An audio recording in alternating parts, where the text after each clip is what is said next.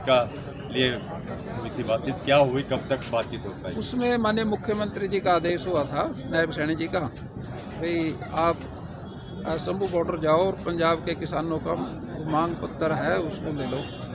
तो किसानों से हमने बात की, हमारे जैसे किसान थे वो भी, हम भी किसान हैं, उनको बात जची और मौके पे उनकी जो मांग थी वो माननीय मुख्यमंत्री जी के आदेश से मान ली गई थी और समाप्त हो गई। अब की बार मक्का एक नया विकल्प बना है किसानों के लिए, रिकॉर्ड पर आवक हुई है क्योंकि एथेनॉल में इस्तेमाल होता है। मक्का की फसल जो ग्रीष्म काल की, ये काफ़ी कामयाब रही इस बार और किसान को भी फायदा हुआ उसका और सरकार को भी फायदा हुआ। और तीसरी फसल आई है, पहले जीरी थी, जीरी के बाद कुछ ने आलू लगाया, किन्होंने सरसों लगाई और उसके बाद फिर मक्का बोया। और इसके अंदर जो मक्के का पैसा था वो इस समय जो सावनी की फसल है ये धान की, कोई दवाई देनी, कोई खाद लेना, कुछ वो सारे खर्चे पूरे हो गए। इससे यूरिया की जो डिमांड है वो बढ़ेगी कहीं ना कहीं आने वाले दिनों में। देखिए, मैं आपसे एक अनुरोध करता हूँ, यूरिया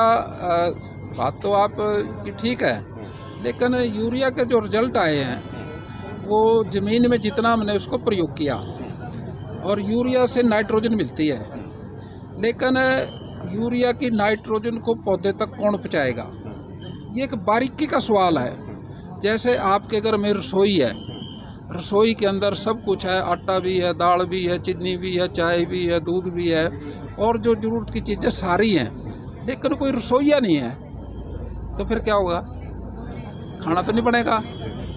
अब इस बात को अगर बारीकी से समझे किसान और आप भी समझाओ, रसोइये हैं हमारे बैक्टीरिया, जीवाणु, और वो जीवाणु जो ये यूरिया खाद है, डीएपी खाद है, पेस्टिसाइड है, वो जीवाणुओं को मारता है। हमारे कहने का मतलब देसी भाषा में वो रसोइयों को मारता है। खेत में रसोइये पौधे के लिए जो भोजन बनाते थे वो मर गए। अब जैसे जैसे खाद का प्रयोग किया, सांप मर गया, मिंडक मर गया, बिच्छू मर गया, सब चीज़ें मर गई और उससे ज़मीन की जो सख्त होगी, जहरीलापन आ गया, उसमें जो अनाज पैदा होया हमने खाया, हम बीमार होने लगे, कोई कैंसर से, कोई किसी से, कोई किसी से। जितना हम यूरिया यूज करेंगे, डीएपी यूज करेंगे, उतना हमारा जहरीला अनाज पैदा होगा और जितना जहरीला अनाज पैदा होगा, जो भी खाएगा वो बीमार होगा। किसान भी ये कह रहे हैं कि ट्रेड डील में यही नुकसान होगा कि हमारा अनाज बाहर हो जाएगा क्योंकि पेस्टिसाइड की मात्रा ज़्यादा है। अमेरिका से जो अनाज आएगा उसमें पेस्टिसाइड की मात्रा। अनाज का किसने कराया एग्रीमेंट, आपको किसने कह दिया? मक्का भी आएगा उसमें। कहाँ आया? आप ऐसे ना देखो, आप तो जिम्मेदार हो भाई, आप ऐसी बात ना करो ना। जो चीज़ें किसान को नुकसान पहुँचाएंगी वो तो हम किसी से भी नहीं करेंगे, अपने किसान के साथ हैं। आपने मेरी बात को जो बीच में रह गई थी ना, वो बात अधूरी रह गई, वो समझना जरूरी था। इसलिए देश के अंदर प्रकृति खेती की तरफ बढ़ना चाहिए और देसी गाय जो है उसके गोबर के 1 ग्राम गोबर में 300 करोड़ बैक्टीरिया है और वो बैक्टीरिया रसोईया है खेत का। अगर वो खेत में जाएगा, पौधे का भोजन तैयार हो जाएगा। इसलिए हमारे मुख्यमंत्री जी ने, नायब सैनी जी ने देसी गाय पे 30,000 की सब्सिडी दे दी और इस सब्सिडी से गोबर गैस प्लांट भी चलेगा और खेती भी होगी। एक गाय से 40 एकड़ की खेती हो जाती है। अरे ये कर्जा मुक्त खेती है। जो प्रकृति खेती है उसमें कोई भी चीज़ आपने बाजार से नहीं लेनी पड़ेगी, अपने घर में सारी चीज़ मिलेंगी। उसमें क्या, हम जीवामृत तैयार करते हैं 200 लीटर के ड्राम के अंदर, उसके अंदर हम 1.5 किलो गुड़, 1.5 किलो बेसन, थोड़ी मिट्टी पेड़ के नीचे की जिसमें खाद ना यूज हो, हम जीवामृत तैयार हो जाएगा।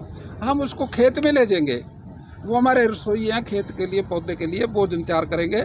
नाइट्रोजन, हवा के अंदर 78% नाइट्रोजन है, वो जीवाणु हवा में से नाइट्रोजन लेके पौधे को देंगे।